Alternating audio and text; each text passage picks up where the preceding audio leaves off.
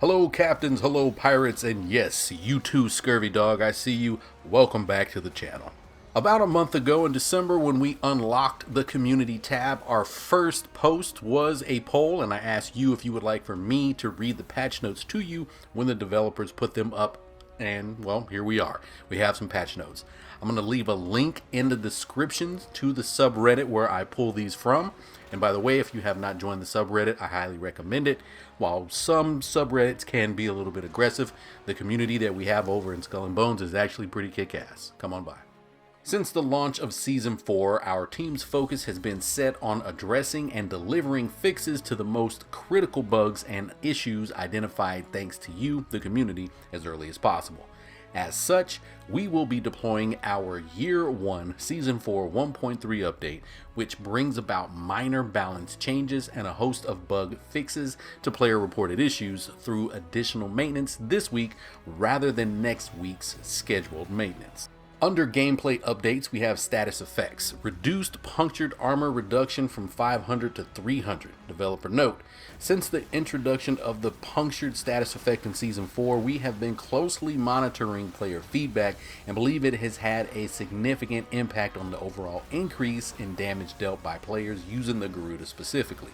While we understand it has made this a very popular ship, we do want this change to ensure other ships and other ship builds remain relevant and appealing for those who appreciate their specificities.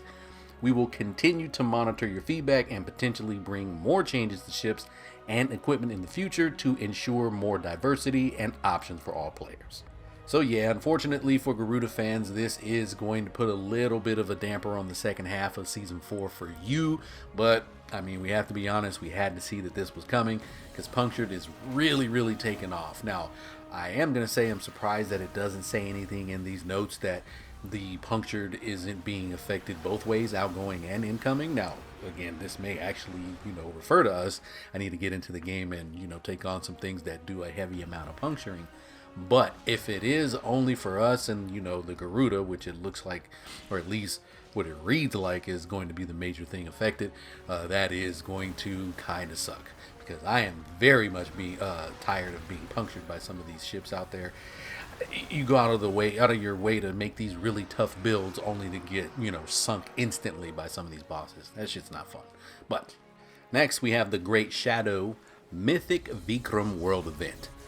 Increased armor and hull health for the Great Shadow Mythic Vikram World Event.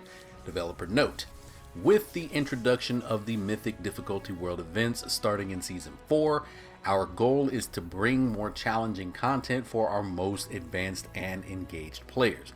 Based on community feedback, we believe the first Mythic world event introduced has fell short of our expectations.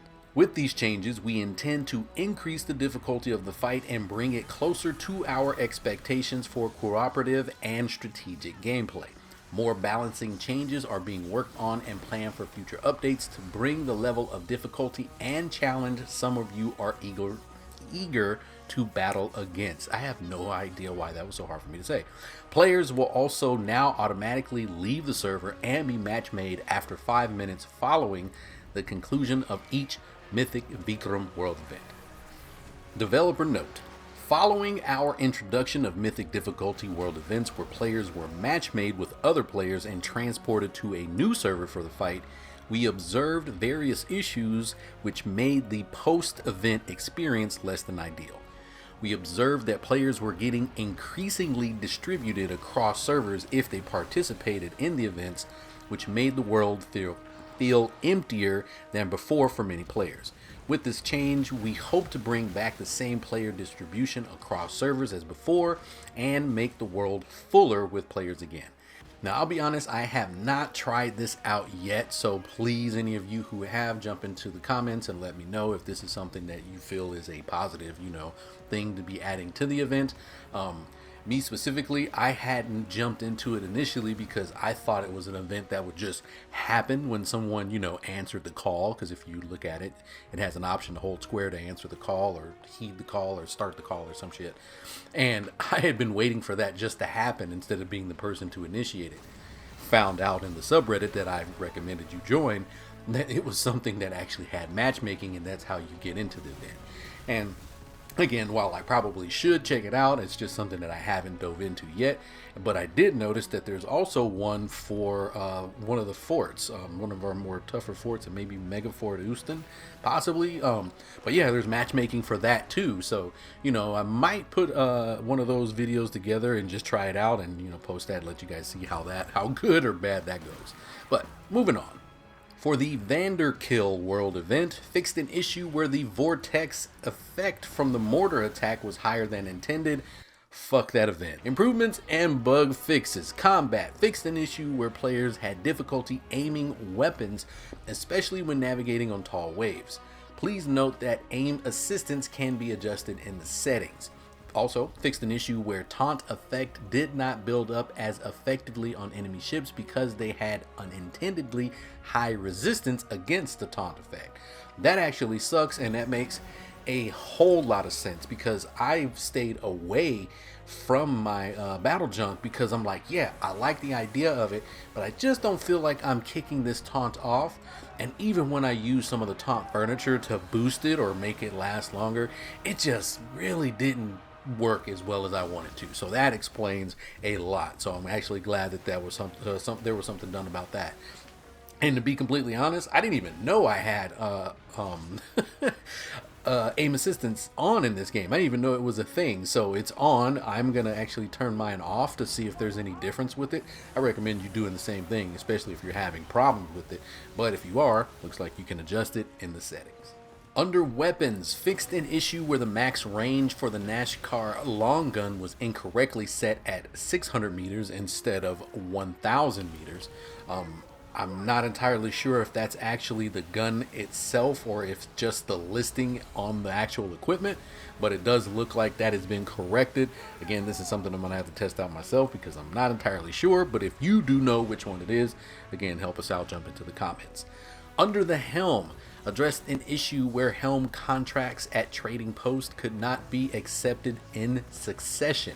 Developer note: we made significant progress addressing an issue where Helm contracts could not be accepted where players needed to sell or purchase an item from a vendor as a workaround.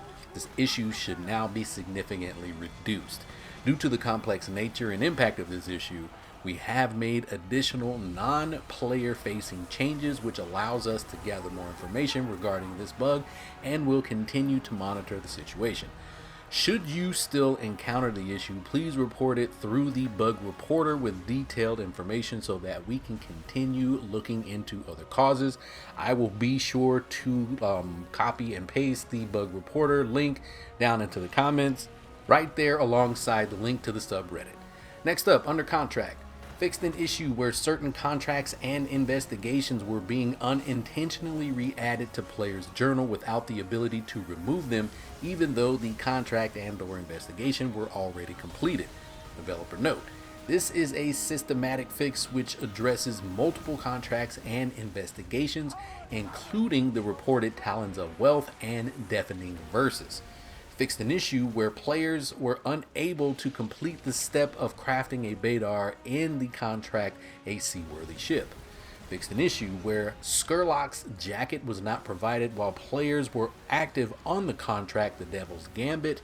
Fixed an issue where the Phoenix Talon blueprint was not granted upon completing the contract Dragon and Phoenix.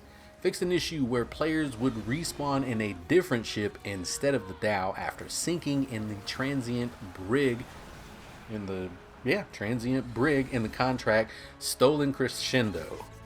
Let's see. Under loot and resources, fixed an issue where the cold facade vanity drop rate was lower than intended from Vanderkill's locker. Awesome. Is that damn it, see, there you go, trying to get me to go get something from Vanderkill. Screw that guy. Under audio, fixed an issue where the Shanty Home Free was played softer than intended. I should actually turn my audio back up for this season. I normally just turn all my music off and just listen to you know, the ambient sounds. Like, I do it for recording because it just makes it easier for me, but honestly, I should turn some of this stuff on because normally the soundtrack's pretty banging, you know, at least at the beginning of the season. Fixed an issue where the footstep sound effects were not audible in certain outposts. Sorry for knocking on the table. Fixed an issue where the music on the main menu persisted after entering the Indian Ocean. And we have under other, fixed an issue where players would sometimes see a blank or black screen for several minutes instead of the introductory cinematic after completing the introductory playthrough of the game. Under stability, fixed a crash that would sometimes occur when tracking the blueprint. For PS5, they have fixed an issue which was leading the cause of CPU hangs on the PS5 platform. Let me read that again. Fixed an issue that was the leading cause of CPU hangs on the PS5 platform. And various crash fixes and stability improvements. And that is it. So, yeah, kind of sucks about the Garuda, but, you know, as dominant as that thing has been, you had to think that it was going to get dialed back a little bit. Again, if jump into the comments if you happen to know if this is going to affect us and other ships out there, or sorry, the AI ships or enemy ships. Like, are we also going to be, you know, taking less puncture damage as well?